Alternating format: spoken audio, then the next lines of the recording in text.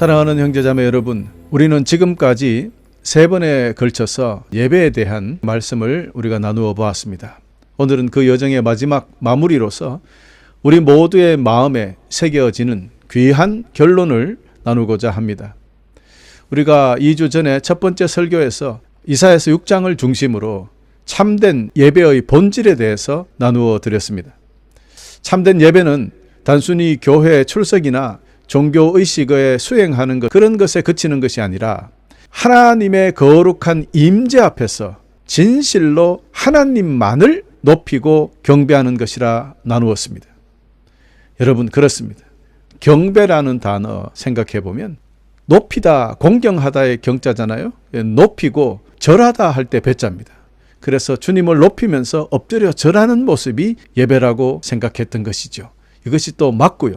우리는 지금 주님만을 높이며 엎드려 있는가 생각해 보면 예배가 어떤 것인지 알게 될 것입니다. 이사야처럼 말입니다. 하나님의 거룩함 앞에서 엎드려 우리의 죄와 연약함을 철저히 고백하고 진정한 회개와 변화를 동반하는 그런 예배가 되어야 합니다. 또한 하나님의 부르심에 순종하고 헌신하며 그분의 사역에 참여하는 것이 참된 예배의 핵심이라고 나누었습니다. 여러분, 이것이 예배의 본질입니다. 꼭 기억하시기를 바랍니다.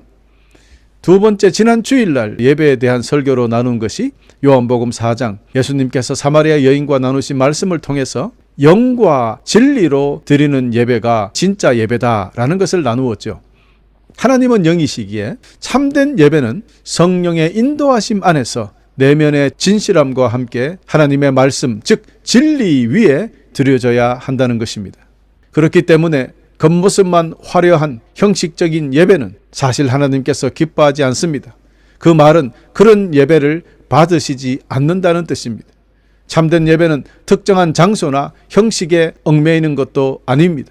오직 영과 진리로 하나님께 드려지는 예배를 말하는 것이기 때문에 영과 진리로 예배를 드리는 그런 사람을 참된 예배자라고 하고, 그 참된 예배자를 우리 하나님께서 찾고 계신다는 것, 오늘 본문 말씀을 읽을 때 함께 은혜 나눈 거죠.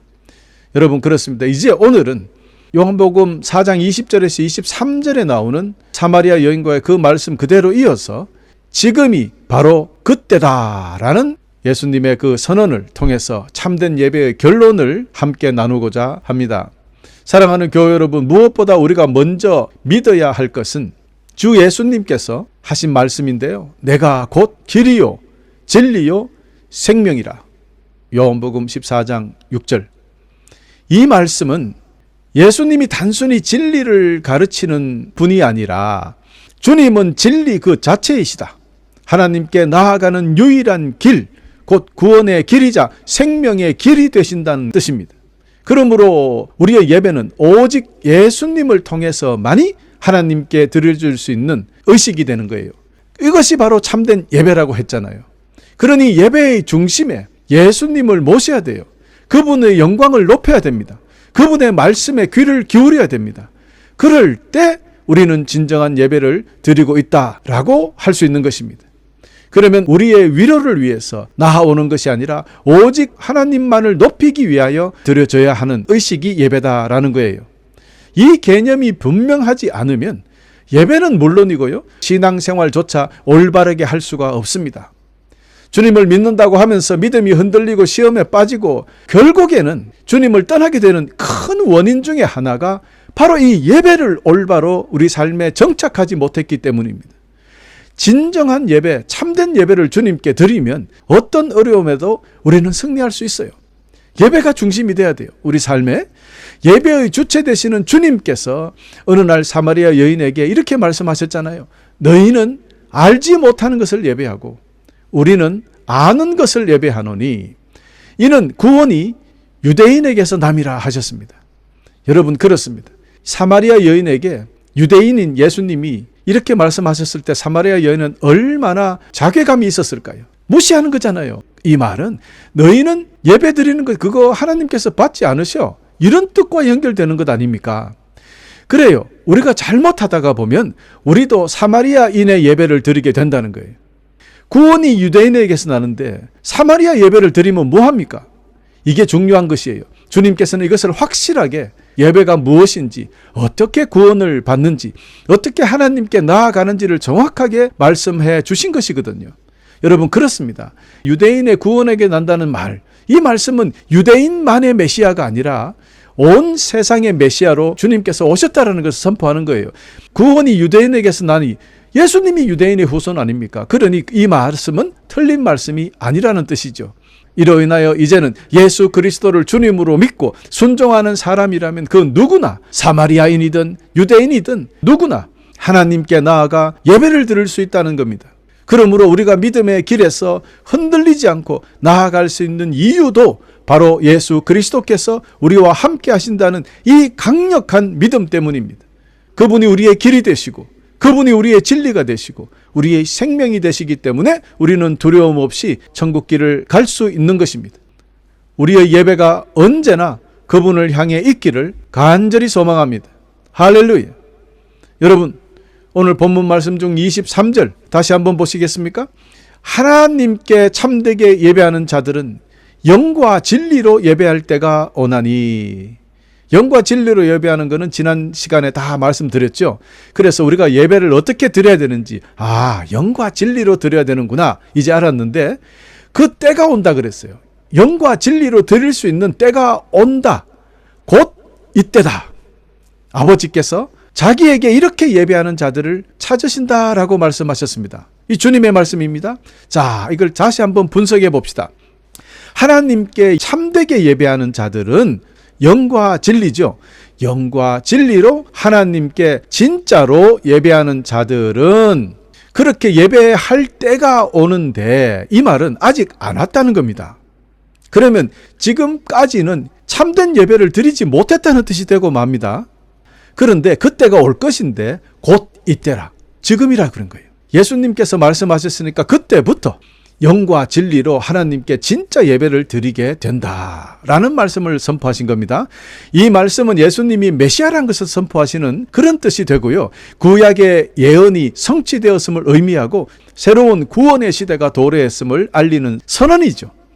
구약의 시대 예배가 특정 성전과 제사의식에 의존했던 것과 달리 이제는 예배가 특정한 장소나 형식에 제한되는 것이 아니라 오직 영과 진리로 하나님만을 위하는 예배의 시대가 되었다는 것입니다. 그런데 그 시대가 이제부터 예배가 더 이상 유대인의 성전에 제한되는 것이 아니라는 이 선포는요, 유대인들에게 엄청난 충격이 되었을 것입니다. 유대인들은 자기가 예배를 정통으로 이어오고 자기가 정통 후손이라고 생각했잖아요. 그런데 너희들도 틀렸어라고 지금 지적하시는 부분입니다. 아주 충격적이었을 거예요. 그렇습니다. 특정 장소, 특정 혈육, 특정 무슨 DNA 이런 것이 아니에요. 이런 것에 얽매이는 것이 아니라 하나님의 영과 진리로 충만한 예배를 드리는, 참된 예배를 드리는 시대가 열렸다는 것이에요. 하나님께서는 예수 그리스도 안에서 새로운 예배의 질서와 체계를 세우셨다는 뜻입니다. 옛 언약의 율법은 예수님으로 성취되었고 예수님께서 완전한 율법이 되셨다는 뜻이 되기도 합니다. 그러므로 그 본질에 충실한 예배, 그런 예배가 이루어져야 한다는 선언입니다. 이는 하나님께서 우리에게 새로운 예배의 길을 열어주신 역사적인 순간이죠. 교우 여러분, 오늘 이 시간 우리는 하나님께서 찾으시는 참된 예배자가 되기를 결단합시다. 물리적 장소, 어떤 형식을 뛰어넘어서 하나님의 영과 진리로 충만한 예배를 드리는 것, 이것이 우리의 삶이 되기를 간절히 기도합니다. 사랑하는 성도 여러분, 우리 주님께서 지금이 바로 이때라 선언하신 이 말씀, 오늘 깊이 마음속에 새겨둡시다. 이는 예배가 더 이상 장소, 시간, 어떤 형태로 구속되지 않는다는 것을 다시 한번 기억하십시다.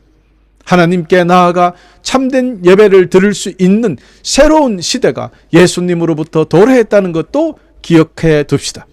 예수님으로 인해 우리는 영으로 거듭나고 진리 안에 거할 수 있게 되었습니다. 이로써 우리의 예배는 새로운 시작을 맞이하게 되는 것입니다. 이제는 더 이상 과거의 예배 형식에, 예배 방식에 얽매이지 말고 예수님께서 열어주신 새로운 예배의 길을 따라가야 하는 것입니다. 우리는 지금 진정한 예배를 드리고 있습니까? 매주 습관처럼 교회에 나와서 1시간 동안 정해진 순서대로 예배를 드리는 것, 과연 이것이 진정한 예배일까요? 아무리 크고 훌륭한 교회 안에서 아무리 아름답고 훌륭한 찬양을 드린다고 해도 우리가 영과 진리로 예수님의 구원의 은혜를 깨닫지 못한 채 예배에 참여하고 있다면 그것은 참된 예배가 아닙니다. 그런 예배는 주님께서 받지 않으실 것이고, 그것은 단지 우리의 마음을 스스로 위로하려는 하나의 종교적 행사에 불과하는 그런 것입니다. 예수님께서 우리 예배의 중심이 되셨는데 그분 안에 우리가 서지 못하면, 그분을 우리 삶에 모시지 못하면 예배는 물 건너간 이야기예요. 그분 안에서 우리는 영과 진리로 하나님을 예배하는 참된 예배의 길, 그 길을 주님께서 열어주셨는데 그 길을 따라가지 못하면 여러분 끝난 이야기 아닙니까? 뭐하러 교회에 오겠습니까? 그러니 몇십 년을 예배 드리고 믿어도 신앙이 성장하지 못하고 주님께 더 가까이 가지 못하고 늘 날마다 죄 가운데 빠져 있는 사람들, 무엇이 문제입니까? 예배가 똑바로 삶에 잡히지 않았기 때문에 이런 일이 반복되었던 것입니다. 여러분, 예배를 온전히 드려야 됩니다. 우리의 예배는 주일 예배로 끝나는 것이 아니에요. 우리 삶 전체가 하나님께 드려지는 예배가 되어야 됩니다. 우리는 참된 예배자가 되어서 매 순간 우리 삶 속에서 하나님께 영과 진리로 예배드리는 진정한 예배자가 되어야 하겠습니다. 지금이 바로 그때입니다. 주님께서 열어주신 참된 예배의 때를 깨닫고 우리 삶 전체로 예배를 드립시다. 이러한 참된 예배를 통해서 주님을 깊이 만나고 그분의 사랑을 깊이 경험하며 우리의 마음에 감동과 감격 그리고 기쁨이 넘치기를 소망합니다. 사랑하는 교회 여러분, 단 한 번이라도 이와 같이 참된 예배를 경험하시기를 간절히 축원하는데요. 한 번만 진짜 예배를 경험하게 되면 흔들리지 않을 수 있어요. 여러분, 주님을 단단히 붙잡고 사랑하며 살아갈 수 있습니다. 그러니 이런 예배가 매일 여러분 삶에 이어지기를 간절히 축복하고 또 축복합니다. 여러분, 이때부터입니다. 주님께서 우리에게 이때라고 열어주셨잖아요. 그러니 이제는 우리 모두가 진정한 예배자가 되어서 하나님의 영과 진리로 충만한 예배 드리기를 간절히 소망합니다. 그리고 이 예배가 우리 삶 속에 매일매일, 우리 가정에서 매일매일, 우리 일터에서 매일매일 이루어지기를 또 소망합니다. 주님께서는 오늘도 이 시대에 참된 예배자를 찾고 계십니다. 여러분, 이제 참된 예배자 그러면 딱 정리가 되시죠? 예배의 중심 되시는 주님을 모시고 영과 진리로 드리는 예배, 오직 하나님만을 높이는 예배, 그런 예배를 드리는 자, 참된 예배자, 이런 참된 예배자를 주님께서 찾고 계십니다. 저와 여러분이 먼저 이 시대의 참된 예배자로 주님 앞에 서십시다. 우리가 이렇게 참된 예배자가 되어서 참 예배를 올려드릴 때 주님께서는 우리를 통해 큰 영광을 받으시고 우리 삶을 풍성하게 하실 것입니다. 참된 예배는 영생의 축복을 받는 유일한 길임을 기억하시기를 축원합니다. 그러므로 오늘부터 우리 주님 다시 오시는 그날까지 우리의 삶을 하나님께 온전히 내어드리며 날마다 거룩하신 하나님을 뵙고 영과 진리로 주님을 날마다 예배합시다. 그래서 주님께서 기뻐하시는 참된 예배자가 되시기를 간절히 축원하면서 예배 시리즈 설교를 마치겠습니다. 할렐루야.